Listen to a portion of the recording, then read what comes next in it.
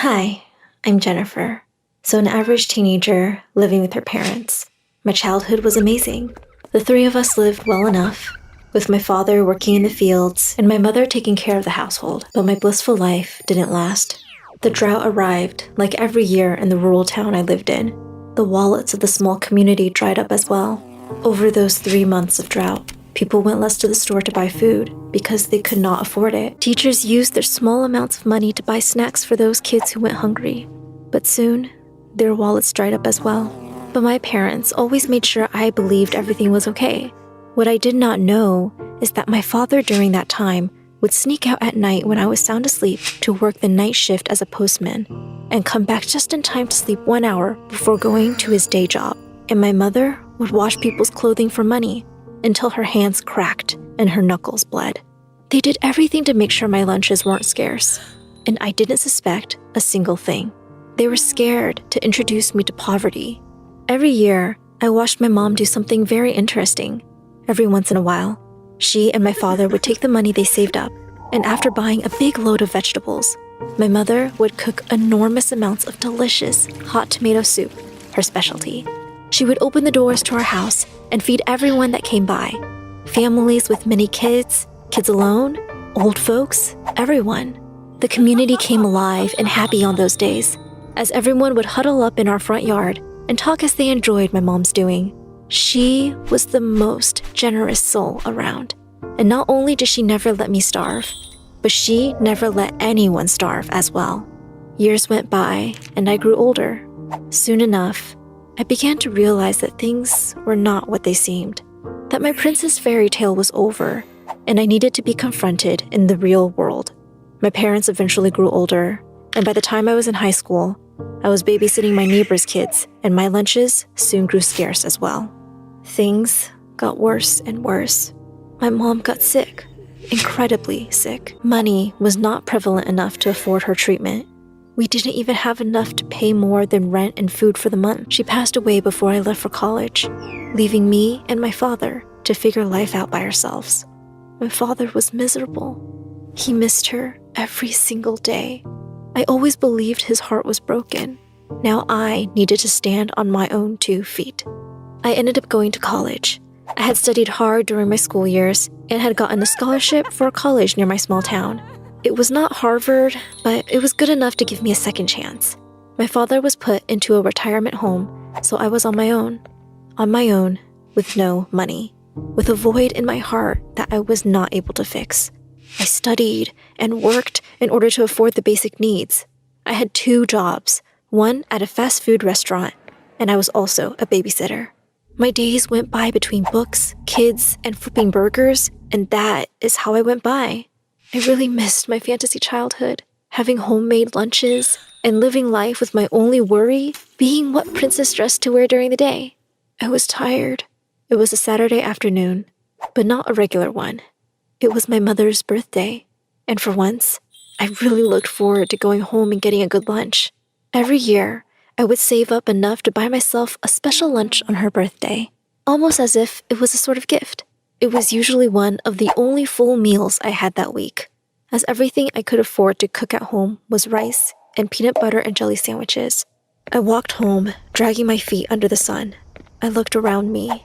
Kids were playing in the playground, laughing and screaming in their little fantasy world. Looking after them, tired parents falling asleep on park benches, I was looking forward to my meal.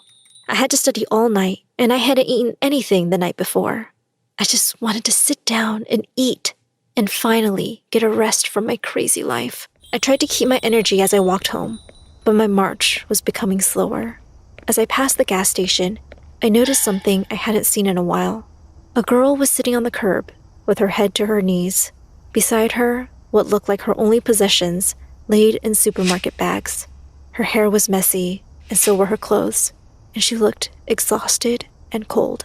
I quickly noticed the sign she had next to her feet. I need money. I'm homeless. She reminded me of my old hometown. I would see people like her every passing season, people who had lost all their hope and had no one to help them. For a brief moment, our eyes met. I shook my head and fixed my gaze forward. Now is not the time for distractions.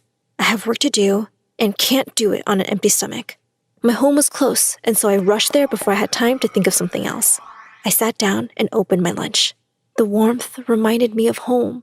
For a moment, I was that little girl again, with no worries of the world. I began to eat, each swallow harder than the last. "I miss you, Mom," I whispered, as tears filled my eyes. I stared at the warm food I just couldn't eat. Before I knew it, I was rushing back out in the heat. The girl was still there. I approached her and placed a hand on her knees. She looked at me. "How long have you been without food?" I asked. She counted with her fingers. "2," she said. Her face was sunken in. "My parents abandoned me a month ago. I have been struggling to find somewhere to live, and I ended up on the streets," she explained. Memories came back to me like a flood, moving out of my hometown and struggling, never to the point of being homeless, but fighting to afford rent every month and avoid eviction, and checking prices at the supermarket to buy products at their cheapest price. I nodded. I understood her. I looked at my food bag. I was hungry, starving even. I had looked forward to the special restaurant-cooked meal that I had worked so much for, and also for the memories that it resembled. However, I remembered my mom, how she made sure no one ever starved, no matter what the situation was. "Here, I can share my lunch with you," I offered, sitting down next to her. Her eyes sparkled in seconds. "Are you sure?" she asked. I nodded with a smile. Studying could wait. I sat down next to her and took out the small containers. In one of them, creamy pasta with shrimp. In the other one, a decadent piece of chocolate cake. As she ate her first meal in 2 days, she shared with me her life story. I couldn't help but notice how much she was enjoying it. She was taking every bite as if it was the last one, and as much as I wanted to enjoy it as well, I knew what was the right thing to do. "You know, you can have the whole meal," I said. Her eyes widened. "No, I can't accept that. It's too much," she said, closing the containers. I grabbed her hand and looked into her eyes, which were glossy. "Have it. You need it more than I do." As I left, she grabbed my hand. "Thank you. I will pay you back one day," she said, and I smiled back. I was happy as I went back home. Yes, maybe now I didn't have lunch for myself, and let me tell you, the outcome was not easy. Skipping such a meal, especially since I had avoided breakfast that day and dinner the night before in order to enjoy my special meals to the maximum, had not worked in my favor. I spent the next day relishing on the consequences of not eating, which included almost fainting at work, a grumbling stomach, and extreme tiredness. But helping that girl and making her less miserable left me satisfied better than any meal could. I knew my mother, especially on her birthday, would have been proud. Time went by, faster than I thought. I worked and studied day in and day out, saving up money little by little with my hard work. I always made sure to help others, and that helped my happiness grow with time.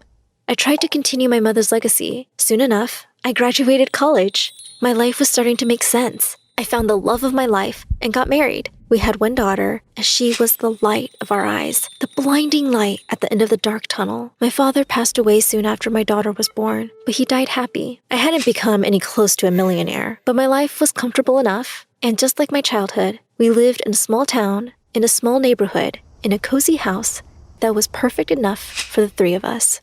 Then, my daughter became sick. All our savings went so fast. I would never let my family suffer like I did. Never again. With this determination, I went for job after job. No jobs wanted to take me in. I walked into the job agency, and my name was soon called. A woman behind a desk asked me questions about my studies, my background, and my goals. After a whole deal of talking, she looked at me with a non-promising face. "Your curriculum is amazing," she said. "However, and unfortunately, we can't find any jobs that fit your profile. I'm so sorry." Her words were a blow to the back. I sighed and buried my face in my hands. My plan was failing. I was, for once, very scared. I was scared that I would not be able to give my daughter her fairy tale life just like my parents had given me. I refused to show my daughter the face of poverty. Suddenly, someone put a hand on my shoulder. I looked up, and a woman, close to my age, was looking down at me. She wore a black, beautiful dress and the most expensive jewelry I had ever seen. She smiled brightly. I think I can arrange something for her, she said.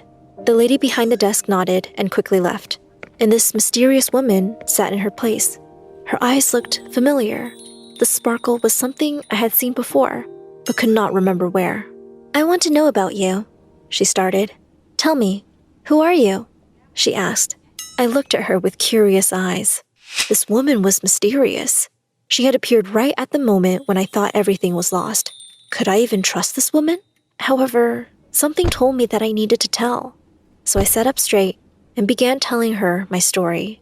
She listened intently to every single bit, from my childhood to my college years to my adult life.